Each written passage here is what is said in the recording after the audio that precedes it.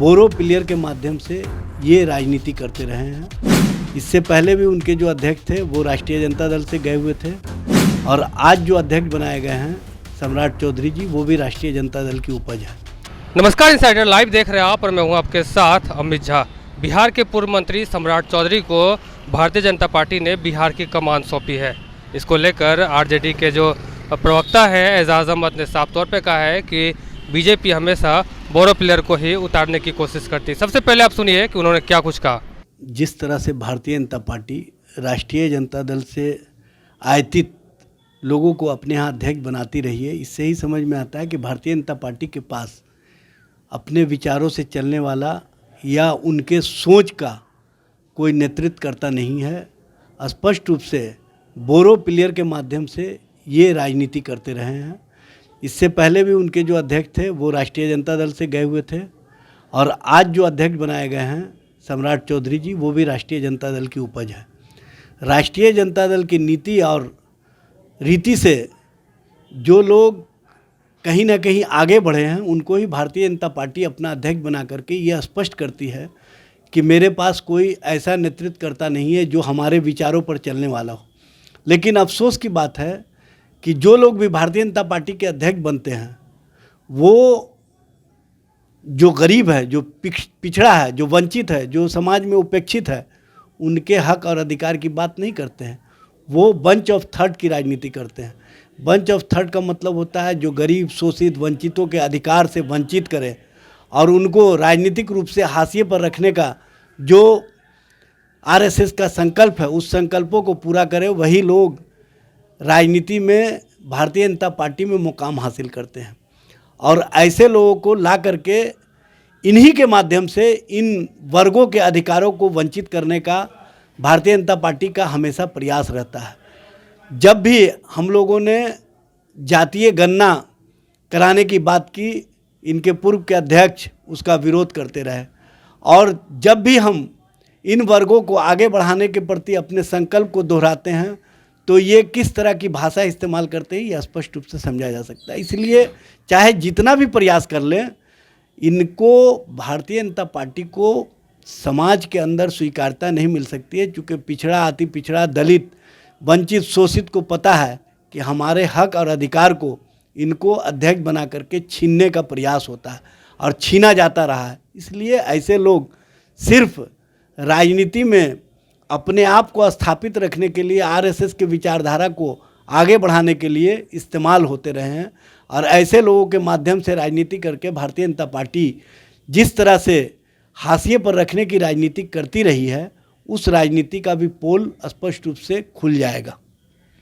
ये कहीं ना कहीं कुशवाहा वोटरों को समेटने की कोशिश की जा रही है बीजेपी की तरफ से। देखिए, सबको पता है कि जो पिछड़ा वर्ग है और जो कुशवाहा है, कोयरी है, कुर्मी है, जो दलित है, जो पिछड़ा है, वो सब का सब महागठबंधन के साथ है। क्योंकि महागठबंधन का जो विचार है गरीबों को गले लगाने का, गरीबों को मान सम्मान देने का, वंचितों को अधिकार देने का, ये भारतीय जनता पार्टी से नहीं हो सकता है।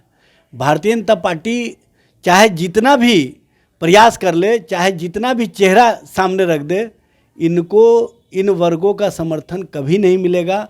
क्योंकि इन वर्गों को भी पता है कि हमारे अधिकार को छीनने के लिए ही ऐसे लोगों को अध्यक्ष बनाया जाता है, चेहरे के लिए, और उसके अलावा कुछ नहीं।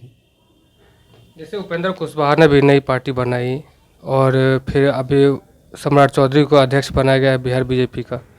कहीं ना कहीं ये कहीं आरजेडी के लिए परेशानी का सबब तो नहीं बन सकता। राष्ट्रीय जनता दल लालू प्रसाद जी के आदर्शों और विचारों और जो सामाजिक न्याय की धारा है, जो हमारा गरीबों को गले लगाने का, वंचितों को अधिकार देने का, उनको सम्मान देने का, पिछड़ों, अति पिछड़ों को अधिकार के लिए हम जातीय जनगणना के प्रति जो संकल्पित हैं उसको आगे बढ़ाने का काम कर रहे हैं। इसलिए जितना भी प्रयास कर ले भारतीय जनता पार्टी, वो सफल नहीं हो सकते हैं।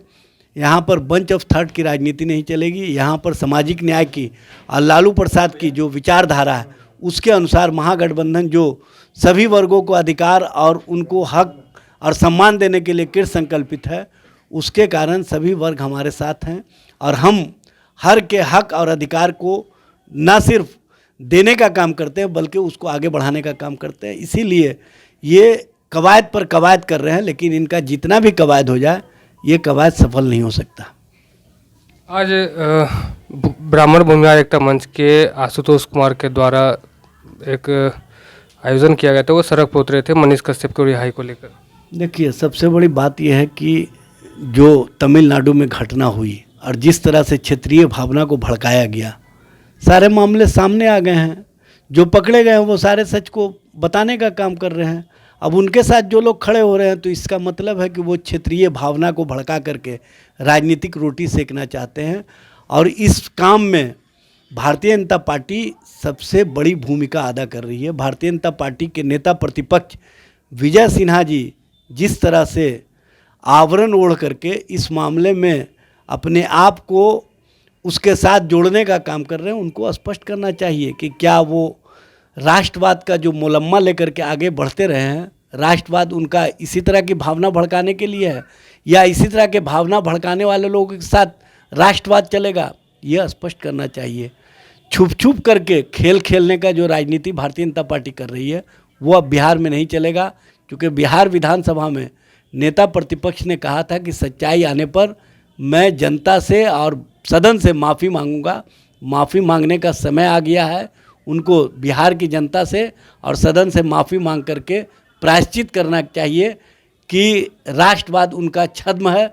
उनकी सोच क्षेत्रीयता भावना भड़का करके राजनीतिक लाभ लेने का रहा था, जो पूरी तरह से विफल हो गया और सच और सच्चाई सामने आ गया। तो आपने साफ तौर पे सुना कि एजाज अहमद ने कहा है कि बीजेपी हमेशा बोरो प्लेयर उतारती है मैदान में, और उससे हालांकि उससे कोई परेशानी नहीं है, आरजेडी इससे और ज़्यादा मजबूत होगी। उसके बाद उन्होंने आशुतोष कुमार को लेकर भी कहा है कि वो लोग कितना भी कुछ कर ले, लेकिन जो गलत है वो गलत ही है। फिलहाल आप हमारे साथ बने रहे, देखते रहे इनसाइडर लाइव। नमस्कार।